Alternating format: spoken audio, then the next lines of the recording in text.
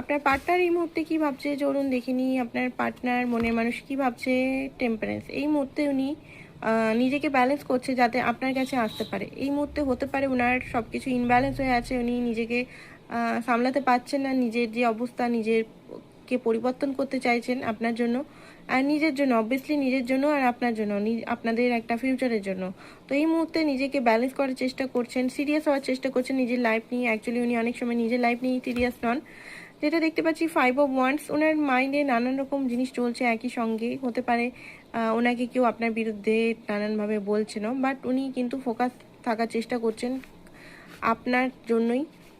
নানানভাবে কম্পিটিশনও ফিল করছেন উনি, কী করবেন বুঝতে পারছেন না। নেক্সট হচ্ছে যে 8 অফ পেন্টিকাল, এই সম্পর্কটাকে কিন্তু উনি স্ট্রং করতে চান।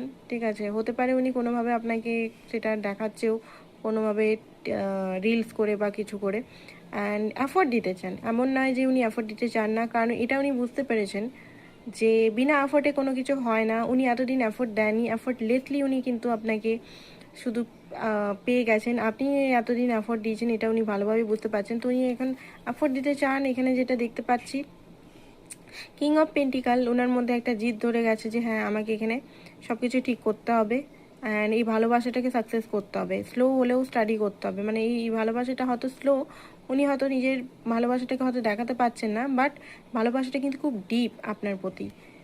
ঠিক আছে, নেক্সট দেখি। নেক্সট হচ্ছে যে 7 অফ পেন্টিকাল। 7 অফ পেন্টিকাল এখানে এটাই বলছে যে আপনি কেউ নিয়ে হয়তো অনেক কষ্ট দিয়েছেন, বাট অপেক্ষার সব কিছু ঠিক হবে, এটাই উনি হয়তো ওনার মনে আছেন, আপনাকে বলতেও চান। তো এটাই ছিল আপনাদের reading. Thank you so much.